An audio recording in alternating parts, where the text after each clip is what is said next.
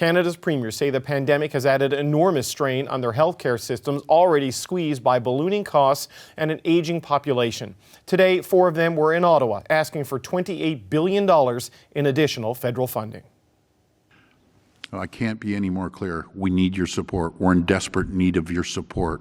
So what we're asking is a fair and equitable partnership with the federal government. Our ability at the provincial level to pay for the quality of care that people rightfully need and expect is increasingly limited. The main thing is the personal health and well-being of each and every Canadian. So, will the feds pony up? Patty Hajdu is the Federal Minister of Health. She joins me from Mississauga, Ontario. Minister Hajdu, thank you for your time. Thanks for having me. I want to start with the premiers. A group of them were in Ottawa today looking for another $28 billion from the federal government to help cover increasing health care costs. They want to see a commitment on that in the throne speech. Can they expect that next week? Well, as you know, David, I don't know what's going to be in the throne speech, but I will tell you this. There is $19 billion on the table right now that still remains to be fully spent. And it's there to get us through the emergent and urgent issue, which is COVID-19 data, contact tracing, and testing. And I think we need to stay focused on the here and now. I think obviously there's an opportunity to talk about how we strengthen healthcare in the future. And I think that's a very, very important conversation to have. But we have to stay focused on what's really important and urgent right now, which is making sure we're prepared for whatever COVID-19 throws at us next. People like Premier Brian Pallister would make the point that while COVID is urgent right now, there are still people who need diagnostic tests for cancer or diabetes or any other number of serious medical conditions, and that takes money now. So can they look forward to some sort of a boost in the base health transfer in the next little while? I think Minister LeBlanc and the Prime Minister were clear in both saying that we agree that we have to continually work to protect our public healthcare system, and that might include increase in transfers. But again, right now as Minister of Health, what I'm focused on is making sure that the provinces stay focused on the task at hand, which is making sure that we have a really good capacity to both detect and treat and contain COVID-19. Okay, well, let's talk about the task at hand, because here in Ottawa, for example, we may be very well into a second wave, more than 400 cases in Ontario, growing across the country, and the long lines at the testing centres.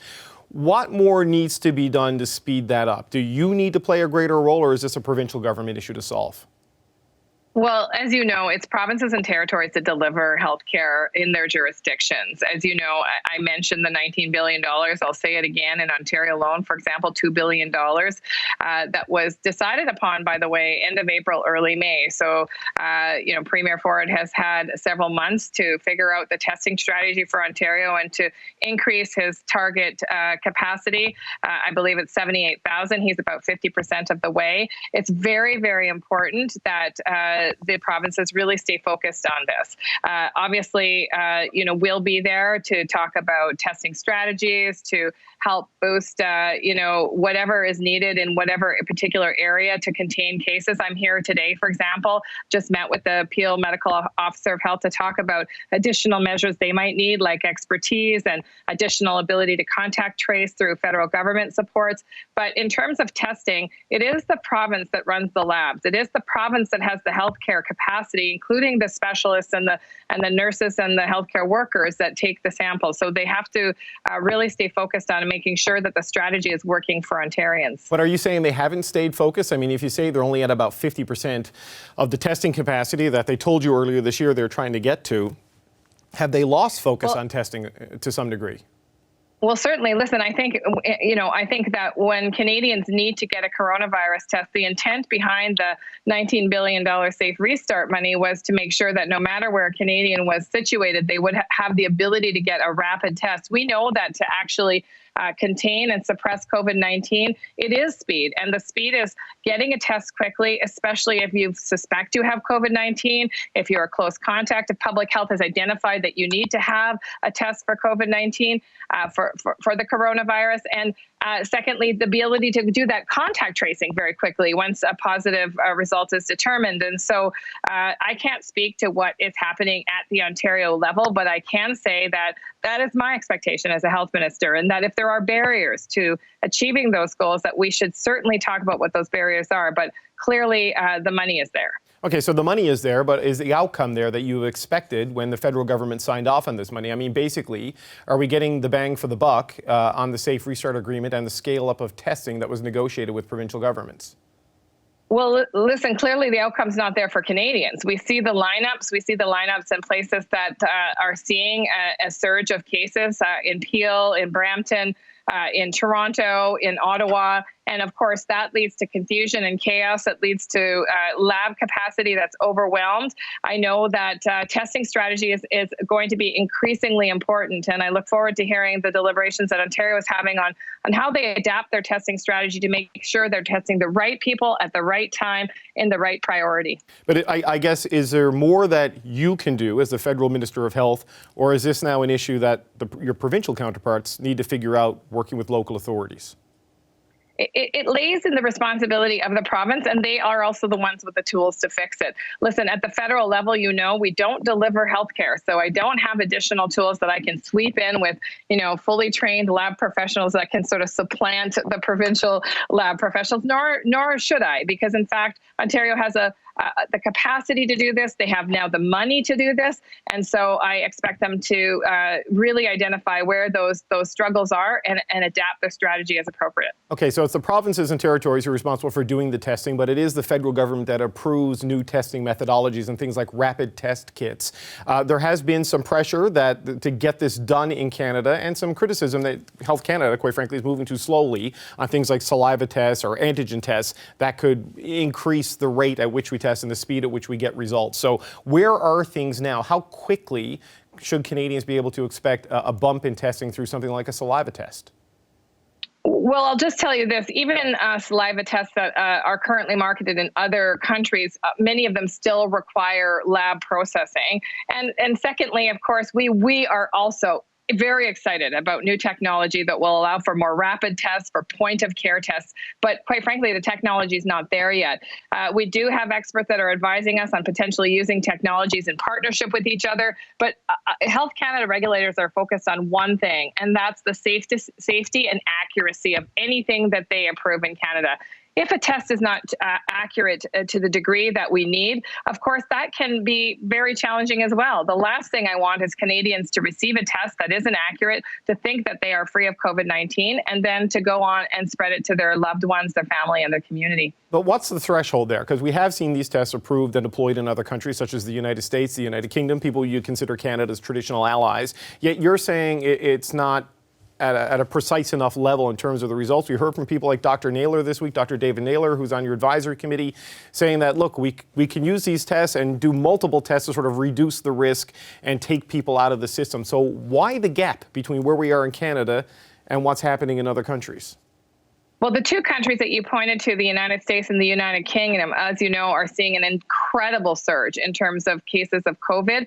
So I'm not sure how that is adding to their capacity to detect COVID-19. I do know that in some cases, it's actually adding to confusion. Tests aren't necessarily being documented. People are not necessarily working closely with public health.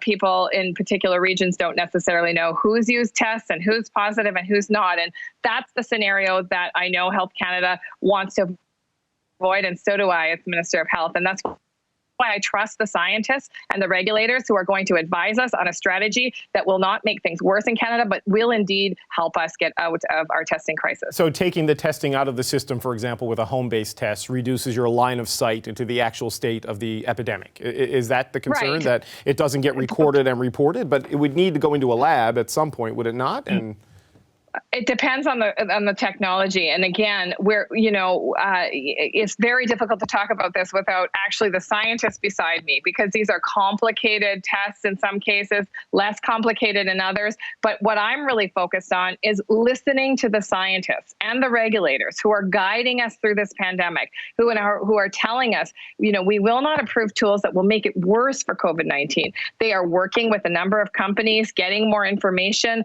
But ultimately, at the end end of the day, this is a regulatory decision. We've accelerated processes in Health Canada so the regulation can happen very quickly and things can happen simultaneously. But at the end of the day, we have to have confidence in the scientists and the regulators that will tell us if this test will be an additional tool in our toolbox or that will muddy the waters. But do you think we might see something by the end of this year on the rapid testing thing? You talk to the people at Brewer Park here in Ottawa where the lineups are 7-8 hours long and their fingers are crossed saying if a saliva test would come out or an easier test would come out, it would take a lot of the pressure off. I mean, based on what you're hearing from the regulators, and I know science is tough to rush, do you think there might be something Thanks for acknowledging that. Yeah, do you think there might be something in the toolbox before we get to the peak of cold and flu season or a possible second wave at a national level? David, you're asking me a version of a question that's probably the most common question I get, which is how long till? How long till we have better tools? How long till science understands more? How long till we have a vaccine? How long till we're out of this pandemic? I don't have the crystal ball or the answer. All I can say is that we have professionals working flat out day and night to make sure that we're uncovering every stone. Listen, we are actually 6th in the world in terms of testing capacity, if you can believe that. But additional tools, of course, are going to enhance our ability. I want to point out, though, that, again, we don't want to approve tools that are not going to be a net positive benefit to Canada. There is no way that we need tools that are not accurate, muddying the waters for hardworking public health units like Peel that I'm in right now, who are working flat out to make sure that they have accurate tests and accurate contact tracing that will help bring down those numbers. Okay, Patty Hajdu, thank you so much for your time. Thank you very much, David. As we mentioned earlier, Canada's premiers say the pandemic has added enormous strain to their healthcare systems, already squeezed by ballooning costs and an aging population. Today, 4 premiers were in Ottawa asking for $28 billion in additional federal funding for healthcare. The Premier of Alberta, Jason Kenney, was one of them, and he is here in Ottawa and joins us now. Premier, welcome back to Power and Politics.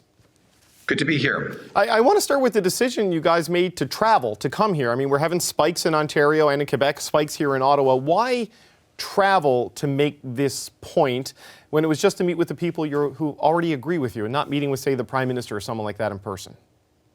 Well, because we think this is the most important priority the country is facing, and it was critical for national leaders to make that point here in the nation's capital in person to draw attention to the obvious number one priority of Canadians right now, which is protecting lives, also protecting livelihoods, because while the focus of the unanimous request of the provinces and territories is on a larger federal funding role for health transfers, we were also talking about broader fairness in the fiscal federation, in the federation, which is very important to Alberta through a reform of the fiscal stabilization program, which I would call sort of a reverse equalization program that would be critically helpful to us in Alberta. So we were supposed to be this week in Quebec City in person for a meeting in any event. East Coast premiers couldn't make it to that, and the incoming chair of COF, Francois Legault, thought it would be useful for us to make the point by being here in Ottawa instead, in person. Okay, the point you're trying to make is that you want the Canada Health Transfer to increase from 22% funding to 35% funding. In raw dollar amounts, that's a bump from $42 billion to $70 billion, so $28 billion more dollars. The funding formula, premiers say it's inadequate, but it's one that was put in place when you were in the federal cabinet under the Harper government. So are you not asking Justin Trudeau to fix a problem that you may have helped create when you were a federal minister? Well, you know, I remember Mr. Trudeau being opposed to it, but I do also recall the Harper government at the time making a very important change to the funding formula, which was to move it to a per capita basis, which it had not been under the Health Accord of 2005. And that one change alone was worth an additional $1 billion a year in transfers for Alberta. So I can tell you from an Alberta perspective, it was something I was very supportive of. It was a huge gain. But overall, provinces and territories are falling behind while health costs surge, the population ages, and we are living through the biggest public health crisis in a century. So if we're all in this together, then that needs to be demonstrated. For me, though, in particular, I'm very grateful to my 12 other colleagues across the country for supporting Alberta's critical request for fiscal fairness by lifting the cap on the fiscal stabilization program. Alberta has contributed over $600 billion net, Albertans have, through their federal taxes since about 1960, more to Ottawa than they've gotten back in benefits and services and transfers, and about $20 billion net a year in contributions recently. And yet we've, as you know, we are in the deepest economic crisis in the country, a fiscal crisis as well. And we're asking that the rest of the country be there for us, since we've been there for Canada for so long. And that was a request we made today. It was very important for me to show that all the other provinces support that. Now, I remember in Mississauga when the Council of the Federation met, when the premiers met, that this was a unanimous position. I know it's very important in my home province of Newfoundland and Labrador, which is also heavily reliant on oil like Alberta is. But given that, have you gotten any sense from the federal government if they're going to move on this? I know Bill Morneau had committed to doing a review of it. He is no more. Have you heard anything from Chrystia Freeland or the Prime Minister on movement on the fiscal stabilization program for Alberta, Saskatchewan, and Newfoundland and Labrador in particular? Well, we really do feel that once the provinces spoke unanimously on this this past winter, we felt we were really making progress with Ottawa on the issue. And there seemed to be a real willingness to take it seriously. I must admit that since COVID happened, it seems to have moved off the agenda and off the table. And more recently, what we've been hearing from Ottawa are trial balloons about a completely different approach, which is this so-called green restart or green launch, which really concerns us because it could potentially mean even more damaging policies towards the resource sectors that have done so much to create jobs and wealth in Canada in recent decades in provinces like Newfoundland, Saskatchewan, Alberta, and others. And so, again, that's why it was critically important for me to be here to underscore that we are in a jobs crisis, which also has health impacts in Alberta, downstream impacts on mental health and physical health. And we need as a country to be there to support parts of the Federation that have been so generous in the past. But on the we're hopeful. I can tell you, I've raised this with Dominic LeBlanc and Chrystia Freeland and Prime Minister Trudeau, of course. And we hope they're focused on two key things, protecting lives and livelihoods. This is one way to do so while addressing fairness and national unity. You sat at the federal cabinet table. You have been asked for money by provinces yourself. So I want to circle back to the larger global request today. It's $28 billion for healthcare on an annual basis. It's $10 billion for infrastructure on an annual basis. And if you look at where the fiscal stabilization program will come in, that's another $5-6 billion, I think, probably split between the provinces. That's $40 to $45 billion per year you're asking for. Given the spending that's already been put out there, the deficits that are already being run that your good friend Erin O'Toole is critical of, do you really think there's fiscal capacity to deliver that kind of money on an annual basis to the provinces? Well, choices have to be made. And one of the reasons we came to this consensus and had this mission to Ottawa was because we're hearing talk emanate from this federal government about spending $100 billion on quote-unquote green initiatives, which we're all concerned about environmental protection, and we're keen to work with Ottawa, by the way, on programs that can reduce the the greenhouse gas output of our energy sector. So we're not opposed to environmental progress, but at this critical time in this double crisis for public health and the economy, we've got to be focused on first things first. And that's really what we're saying. A lot of people would argue there's a climate crisis, and climate initiatives can help solve the job crisis. Go ahead. That's really where I'm here to say that is frankly ridiculous to pursue ideological fancies in the midst of this crisis, to say that we're going to be giving subsidies for low-flow shower heads and light bulbs and Teslas and so forth, while we've got one of the highest levels of unemployment in modern Canadian history, would not be serious. And that's why we're focused on real economic recovery and healthcare. And obviously the federal government has to act within its fiscal limits. I totally appreciate that. Let me just say this about lifting the cap on fiscal stabilization, this critical ask for resource provinces. It's a one-time shot, really. I mean, we're asking for them to do this retroactively to 2015, but it's not a recurring budget item. And so in that sense, we think it's much more manageable fiscally. But, I know you say you called the green investments ideological. There are a lot of people who want to see big investments in climate who would look at your support for the fossil fuel industry and for oil as also being ideological. I say this as a guy who was raised on oil money because my father worked in the industry. But, there is a real divide here, and a lot of people look at the jobs of the next 50 years as opposed to the last 50 years, and they see the green path as the best path. I mean, you're up against a shift in public opinion here, are you not? I'll tell you, I'm pretty sure, and the other premiers are pretty sure, that where public opinion lies is on healthcare and economic recovery, not extraneous issues. Like and in turn, nobody's asking for subsidies for oil and gas, by the way. But there are sectors of the Canadian economy that are dependent on the consumption of energy, which are critically important. For example, the aviation industry, the airlines, travel and tourism. We are a big northern, cold, modern industrial economy that operates on the consumption of energy, and it generates enormous wealth through its production and its export as well. And while we all agree that we should be more, we should find better ways of producing and consuming energy, the focus today should be not trying to accelerate a process that's going to take some time. The focus should be, again, on preserving lives through strong healthcare support, but also livelihoods through smart economic policies generally. Okay, thank you, Premier, for your time. If you get the $28 billion, please let us know. Appreciate it. You'll be the first to know. Thank you very much. All right, thanks. That's Alberta Premier Jason Kenney speaking to us today here in Ottawa. Canada's premiers want a $28 billion top-up in healthcare funding. 4 of them appeared in Ottawa today to make that request on behalf of all provinces ahead of the federal Liberal government's throne speech next week. Earlier, we asked Health Minister Patty Hajdu whether they would heed the provincial call. Have a listen. There is $19 billion on the table right now that still remains to be fully spent. And it's there to get us through the emergent and urgent issue, which is COVID-19 data, contact tracing, and testing.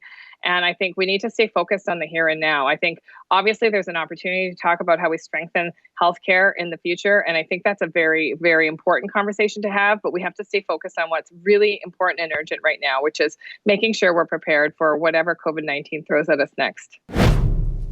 Okay, for reaction, we spoke earlier to Alberta Premier Jason Kenney. Now here's Manitoba Premier Brian Pallister, who is also in Ottawa today.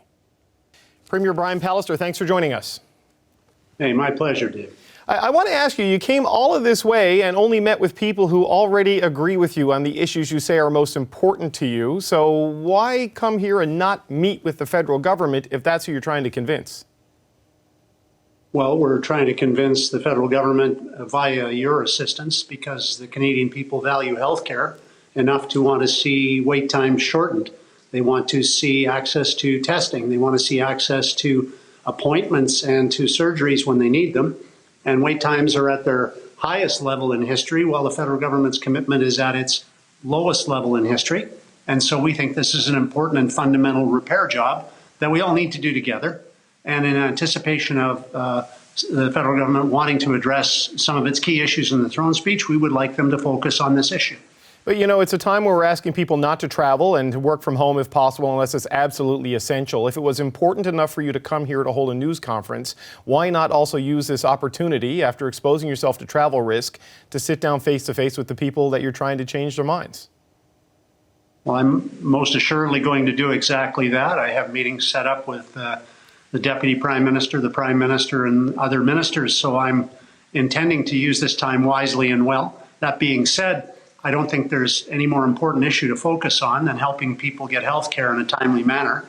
And given the reality that our wait times, according to the Conference Board of Canada's data, their analysis, our wait times are in many categories triple what they were 20 years ago, this would be a wise time for us to raise this issue. COVID obviously has made this an even worse situation for many Canadians, and we think it's vital that it be addressed in a partnership manner. And so we've shifted our partisanship totally aside. You know that the provinces are governed by various different political parties and different belief systems exist, but we all believe in this as a top priority and we want to see it addressed in partnership with our federal cousins. Okay, so you asked for a boost in transfers for healthcare from $42 billion a year to $70 billion. That's $28 billion there, plus another $10 billion in annual infrastructure spending to go to the provinces. Plus, there's several other billion that you've asked for to fix the fiscal stabilization fund. So the total bill is somewhere between $40–45 billion, give or take. That's new spending. That's more than 10% of the annual budget of the federal government. Given how much they've already poured into COVID response and the deficits that are emerging, how likely do you think it is that you can get cash of this volume when they have clearly signaled they have some other competing priorities? Well, I would ask the question, if your house has a foundation that is eroding, would you be investing in a renovation of the second floor sitting room? And I think the answer would probably be, I would hope, no. I would fix the foundation. Foundational to Canada is our healthcare system. The reality is our wait times are longer than they've ever been, in large part because the federal contribution is less than it has ever been since the Canada Health Act was adopted.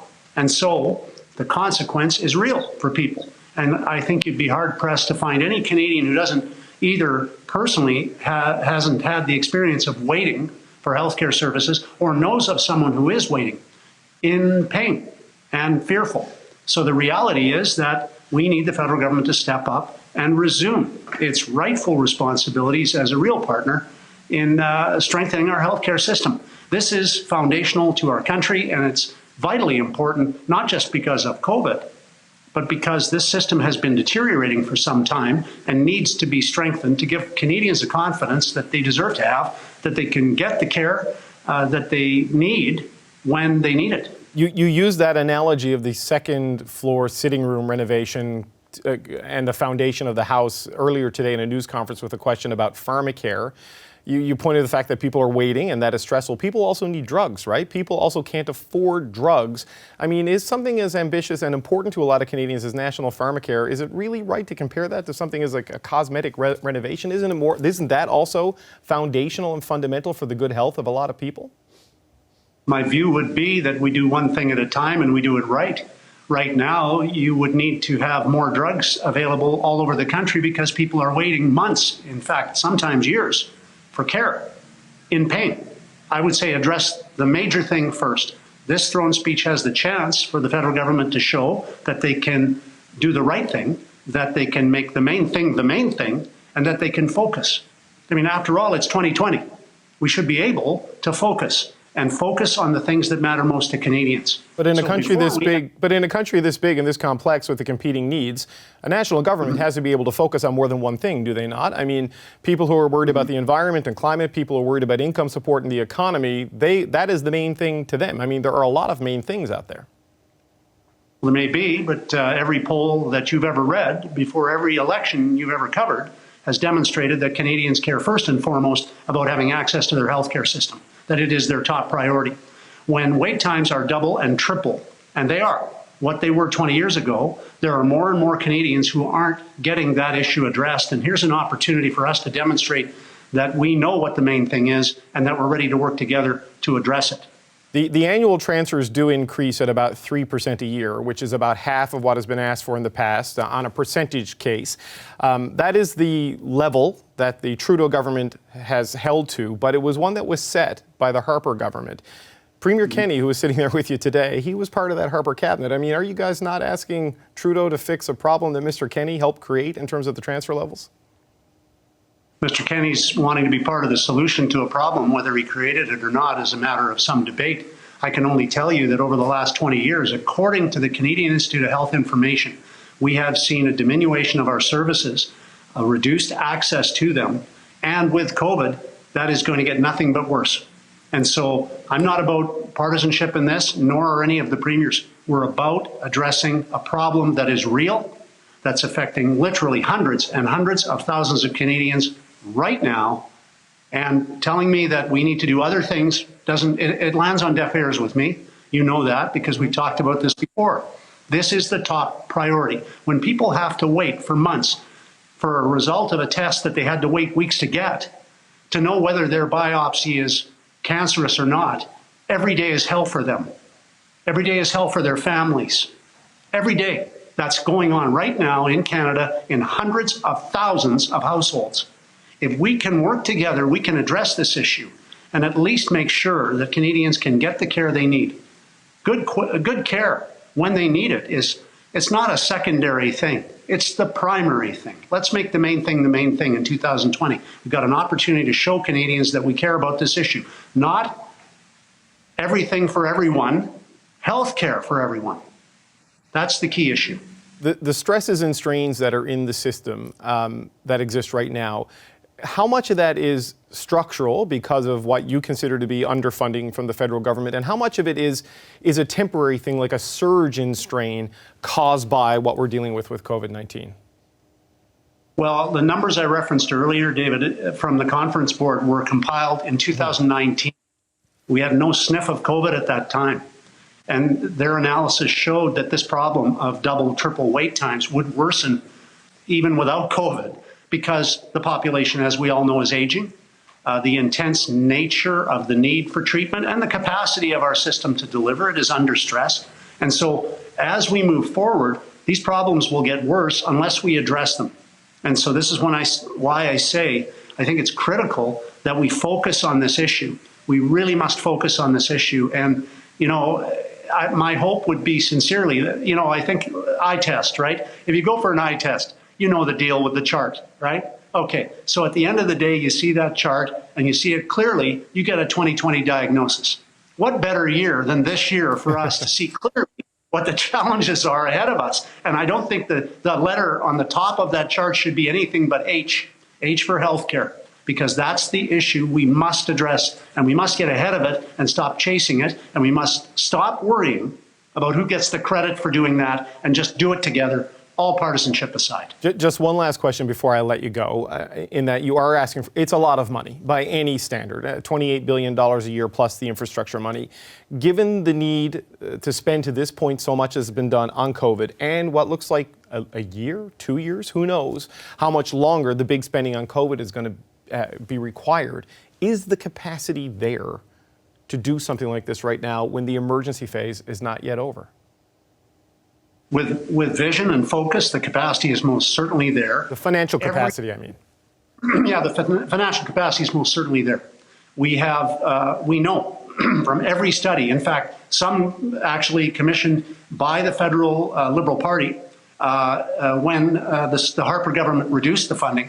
Every study has shown it's not sustainable the way it is now. You know this. Mm-hmm. Every study has shown the provinces can't handle this. Their fiscal capacity is far, far less than the federal government. And every study has shown that the federal partnership share is lower. It was 50%. It was committed to be 25 some years ago. We're now talking 20, and it's going south. Now, the direct result of this increased demand plus reduced federal funding is that the provinces will have to eat this, and their fiscal capacity is being reached, which means wait times will grow. This is not what we want. This is not what Canadians want. And so the reality of the situation is clear and apparent to me. We need to restore the rightful role of the federal government as a real partner in funding healthcare. Otherwise, the provinces will pretty soon be doing nothing but healthcare and debt service. Everything else will have to be set aside. We can't see that as a real possibility in this country, surely. So we need to get at it. We need to work together on it. And I'm optimistic that our federal partners feel the same way. So I'm hopeful with this throne speech, and I'm going to continue to make my best efforts, as I know all premiers will, to bring this issue to the forefront as it needs to be brought. Okay. Brian Pallister, thank you so much for your time. Real pleasure, David. Thank you. Hi, I'm Vashi Capellos, host of Power in Politics. See more of our show by subscribing to the CBC News channel or click the link for another video.